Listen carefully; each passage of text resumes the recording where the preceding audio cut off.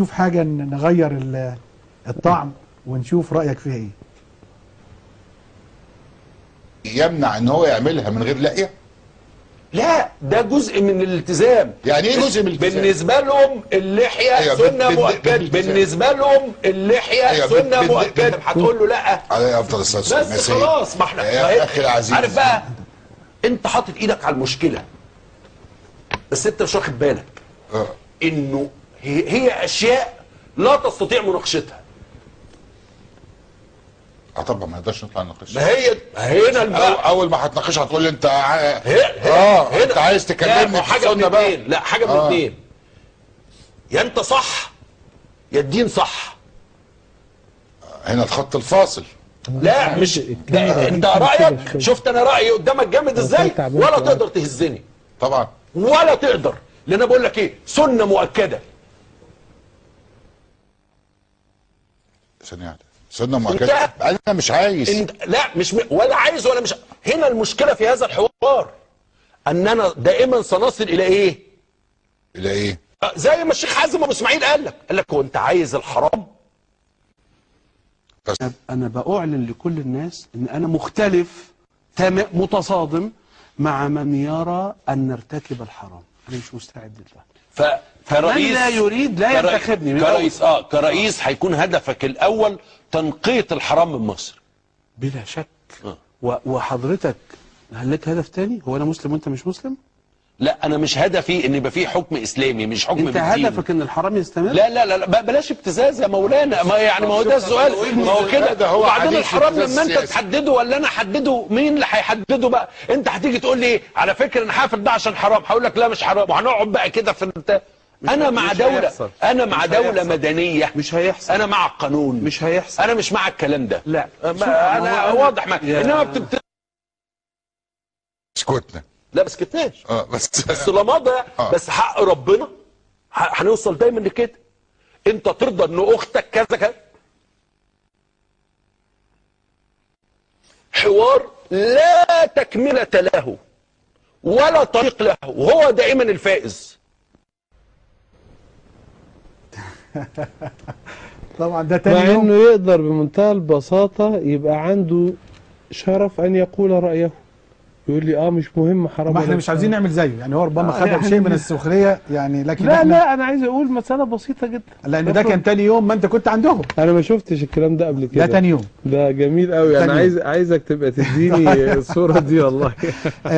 يعني برضو شوف يا دكتور احنا برضو عاوزين نبين انه الكلام اللي كنا بنتكلم فيه مع الاستاذ خالد، انه ليه فكرة التخويف، مش عاوز اقول السخرية او يعني، لكنه الكلامات اللي بتقال تشعر انه فيها اولا بيقول لك انه كانه لا يستطيع مناقشتها، وكانك انت منعته من النقاش او تمنعه اليوم او غدا من النقاش. واحنا قلنا نناقش ونحاور الجميع، وان تجاوزوا في الحوار بنستوعبهم ونحاور نتحاور معهم. مين سنة مؤكدة؟ وكأن كلمة سنة مؤكدة دي يعني مع انه عايزين توضحها لنا، لما يتقال له سنة مؤكدة لازم اذا كان انت مش بتغالط عليه، عرف انها سنة مؤكدة يقول سمعنا واطعنا، يبقى فاهم يعني ايه سنة مؤكدة. مين يحدد الحرام؟ هو سأل مين يحدد الحرام؟ معروف مين يحدد الحرام، مش شخوص، مش انا وانت اللي بنحدد الحرام، ده في مرجعية وفي آلية معروفة ومتوارثة من عهد الرسول الى الان لتحديد الحرام، وما معنى سنة مؤكدة، وآداب الحوار في المنهج الإسلامي. نقاط مهمة بكل حب لمثل يعني هذا القول ولمثل هذه البرامج اللي بنحسن الظن بداية بنعتبر مش فاهمين هنفهمهم، نفهمهم بقى. شوف يا سيدي، المسألة مبسطة جدا أساسا. نمرة واحد، مفيش ولا شخص ولا أنا ولا غيري له قدسية. نمرة اتنين، الرأي اللي احنا بنقول عليه اللي هو حكم الإسلام، احنا بنتكلم مش عن ايه هو حكم الإسلام، لا، عن الحد الأدنى، عن القاسم المشترك اللي مفيش حد بيلتبس ويختلف عليه، اللي يؤمن بيه ده ويؤمن بيه ده، معروف انه ده الإسلام. مفيش أكتر من كده. الأكتر من كده زي ما أنا قلت لهم متنازلين عنه.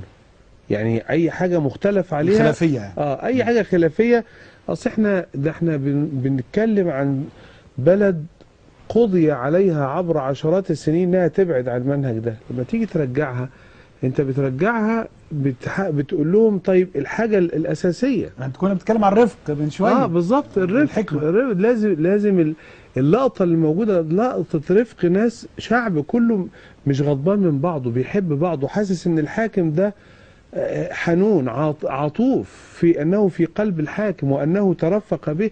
الرسول عليه الصلاه والسلام راح لواحد قال له انا بحب الزنا، كان رفيقا به بمنتهى الرفق. واحد تاني قال له ايه اللي انت بتعمله ده، انت ظالم، كان رفيقا به. واحد تاني قال له طب والله لا اشرب الخمره مره واثنين وثلاثه، ترفقوا به. يعني الفكره ان الرفق مش انا هالفه، هو الاسلام بيقول حتى في مواجهه الناس اللي رفضوا الشريعه ورفضوا تطبيق الشريعه ورفضوا، كان الحاكم رؤوفا بهم. الراجل اللي راح للرسول وارتكب كفرا، الراجل ارتكب كفر، الصحابة كانوا هيقتلوه، الرسول عليه الصلاة والسلام قال لهم لو تركته لكم لقتلتموه ودخل النار، إنما هو ظل يرفق به لحد ما قال له جزاك الله خير فأدخله الجنة. عكرمة بن أبي جهل كان بيحارب الرسول وأبوه كان بيحارب الرسول، لكن الرسول ظل يرفق به حتى صار صحابيا وأصبح سيدنا عكرمة. الحاكم هو الرفيق حتى مع اللي يرفض الشريعة، حتى اللي ما يستجيبش للشريعة. انما لما تلاقي حد ثقافته الاسلاميه ما فيش منهاره، ما يعرفش عنها حاجه، يقول الكلام ده من عند نفسه، مش ده الاسلام. هو بيقول الكلمه هو ويرد عليها هو، مش احنا قول يعني، مش حد قال وهو بيرد، ده هو يالف الكلمه ويرد عليها، ومفيش حد هنا خالص من الاسلاميين قال الكلام ده. النقطه طيب لما تقول سنه مؤكده، النقطه التاليه مؤكده، هو لما بيشير بشفتيه بيذمهم يقول خلاص ما يعرفش يتكلم، ده هو اللي اختار، هو اللي مش هو لانه عنده ما ليس شجاعا في ان يقوله. انا بدعوه الى حريه التعبير وهو مش عايز يقول حريه التعبير. يعني مثلا على سبيل المثال لما اقول له ده كاس هنوافق عليه، ليه يذم شفتيه؟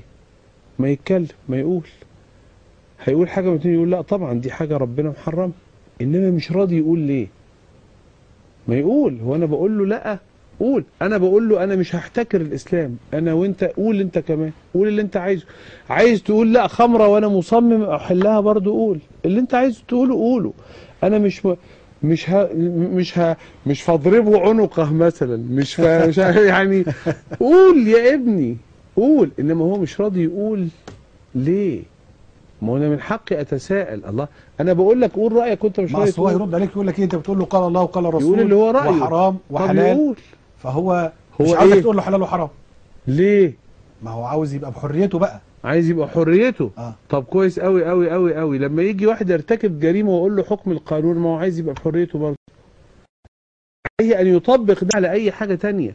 يعني دلوقتي واحد جه فنان مبدع. طب انا اسالك سؤال، لا لو احد منهم واحد عاكس بنته، تحرش بيها مثلا، اختطفها مثلا، هيجي مش هنقول ده حرام على عرضها، مش قلنا ده حرام، هيقول لي بقى اثبت لي، ومين يحدد ان حرام واشمعنى انت اللي تحدد حرام؟ ولا ساعتها هيكتشف هيجي يقول ان الشرع بيحمله عرضه وبيحمله ماله وبيحمله وهيقول شكرا يا اسلاميين، جميل. شكرا يا اسلام. جميل. ده انا عايز اقول حاجه كمان، ان النهارده لما يجي يا دكتور عاطف، يجي واحد مثلا يقول لي ده فنان مبدع هايل احسن واحد في الدنيا، ويمسك ورقه ويروح راسم عليها ورقه مزوره من فئه 100 جنيه ويزورها وينزل بقى يستخدمها، فنقبض عليه. يقول لي انت بتحاصر الابداع ولا بيقول لي دي جريمه؟